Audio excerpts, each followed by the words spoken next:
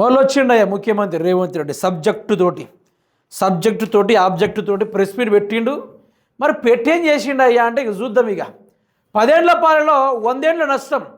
కేసీఆర్ హరీష్ రావు వల్ల సాగునీటిలో తెలంగాణకు తీరని అన్యాయం. కృష్ణాలో 299 టీఎంసీలకే ఒప్పుకొని ఏపీకి శాశ్వత హక్కులు రాసిచ్చారు.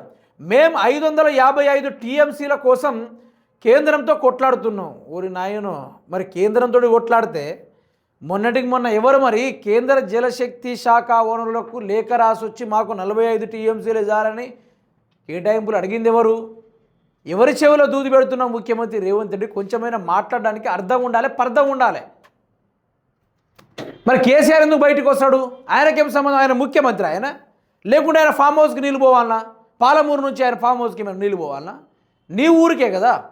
మరి అక్కడ కూడా నువ్వు అన్యాయం చేయదలిస్తే మరి నువ్వు మావోడివా లేకుంటే ఆంధ్రోడివా అర్థం కావట్లేదు ఇప్పటి వరకు. ఇక చూడండి, నాకు ఈ ముచ్చట చూసి ఈ పేపర్ చదవాలనిపించింది.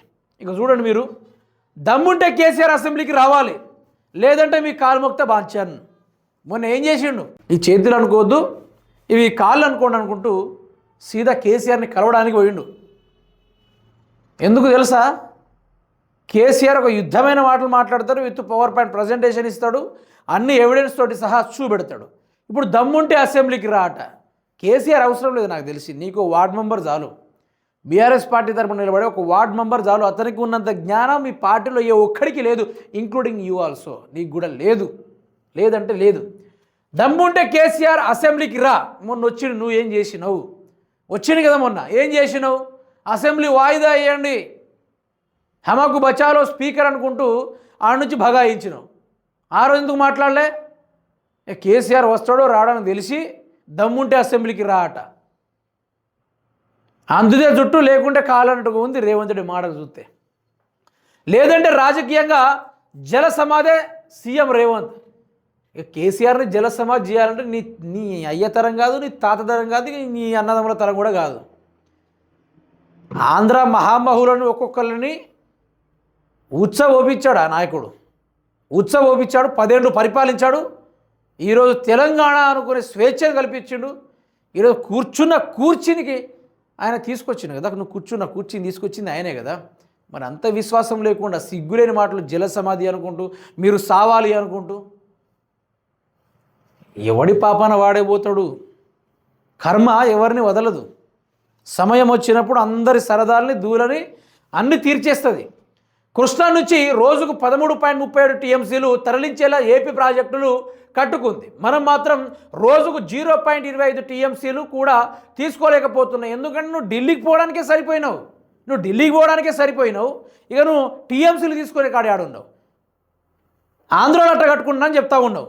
మరి కేసీఆర్ కూడా కట్టిండు కదా 3 ప్రాజెక్టులు. మేడిగడ్డ కట్టిండు, అన్నారం కట్టిండు, సుందిలా కట్టిండు. దమ్ముంటే వాళ్ళ నీళ్ళు ఆపి మన సైడ్దే దమ్ముంటే. అవి చేత కాదు నీకు.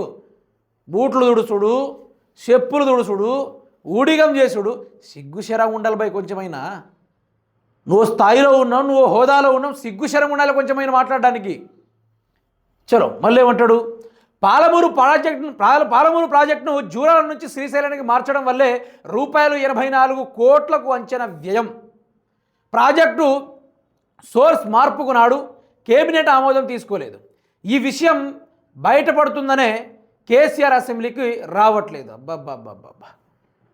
అందుకనే కేసీఆర్ అసెంబ్లీకి రాడు అని తెలుసుకునే ఎగురుతుంది. ఇక మంచి మాట వస్తుంది కానీ సమయానికి ఎగురుతూనే ఉన్నాడు. కేసీఆర్ అయితే వస్తున్నాడు కానీ హరీష్ రావు అయితే వస్తున్నాడు. నీ తాట తీస్తున్నాడు. నేను ఒకటే సవాల్ ఇస్తున్నా, మీ అసెంబ్లీలో కూర్చొని ప్రతి ఒక్కరూ మీరు నికార్సైన మొగోళ్ళు, మామూలు మొగోళ్ళు కాదు, కాంగ్రెస్ పార్టీని ధ్వజస్తంభం అంత ఎత్తు లేపిన మొగోళ్ళు. మీకు దమ్ముంటే మైకు కట్ చేయకుండా ప్రెస్ మీట్ కానిచ్చేయండి. మీకు ఊచకోత ఏ ఒక్కడు కూడా మాట్లాడడానికి దమ్ముండదు. అధ్యక్ష చూడండి, అధ్యక్ష హరీష్ రావు ఏమంటుండో అని చెప్పుకున్నాడు తప్ప మీ బతుకులకు సబ్జెక్ట్ రాదు. మీకు ఓ టీఎంసీ లెక్కలు తెలియదు, ఏ ప్రాజెక్ట్ ఎక్కడుందో తెలియదు, దానికి ఎంత వ్యయమైందో కూడా మీకు తెలియని నంబర్ 1 సన్నాసులు మీరు. మళ్ళీ కేసీఆర్ అసెంబ్లీకి వస్తలేడు అని సంకలు గుద్దుకుంటుండు. ఇరిగేషన్ ప్రాజెక్టులో లోపాలపై విచారణ జరిపిస్తాం, దొంగతనం బయటపడుతుందనే దాస్పై హరీష్ ఆరోపణలు చేస్తున్నారని ఫైర్. నేను ఒకటే చెప్తున్నా, కేసీఆర్, హరీష్ రావు, కేటీఆర్ వీళ్ళు అవినీతి చేసి ఉంటే మీరు గొప్పోళ్ళు కదా. ఇక మీరు చిన్నోళ్ళు మోతేవారులు కాదు, మీరు పెద్ద మోతేవారులు. మీ అంత మిండెడ్లు ఎవరు లేరు ఈ లోకంలో.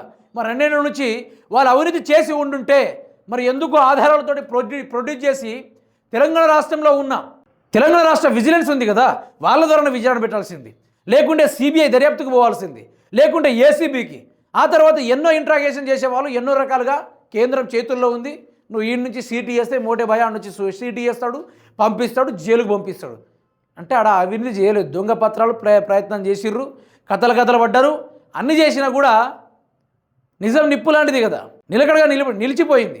కానీ కాంగ్రెస్ ప్రభుత్వం ఉత్తమాటల పుకార్ల ప్రభుత్వం కదా, అందుకనే ఈ విధంగా బొంకుతా ఉన్నారు. ఎవడు ముట్టుకోడు. నేను ఒకటి చెప్తున్నా, కేసీఆర్ని ముట్టుకోవాలంటే రేవంత్ రెడ్డి అయ్యతరం తాతరం ఎవడి తరం కూడా కాదు. అతను అవినీతి చేసి ఉండు. నేను మొన్న చెప్పిన, ఆయన సంపాదించుకోవాలని ఉంటే ఈ తెలంగాణ రాష్ట్రంలో ఉన్న ఎన్ని భూములు ఉన్నాయో అన్ని భూములు ఆయన పేరున ఎక్కించుకునే అవకాశం ఉండే. కానీ ఆ పని ఆయన చేయలే. ఆయన సంపాదించుకోవాలి, అవినీతి చేయాలి, స్కామ్కు పాల్పడాలి అనుకుని ఉండుంటే ఈరోజు గోల్డెన్ టెంపుల్ అని పిలుచుకునే ఏదైతే టెంపుల్ ఉందో దాన్ని మించిన క్యారెట్స్ తోటి, గోల్డ్ క్యారెట్స్ తోటి బంగారంతో ఫామ్ హౌస్ని కట్టుకునేటోడు, బంగారం ప్లాంటినియం కారుని తీసుకునేటోడు, ఇలాంటి ఎన్నో జరిగేటి. కానీ అబద్ధానికి ఉన్న స్పీడు నిజానికి ఉండదు కదా.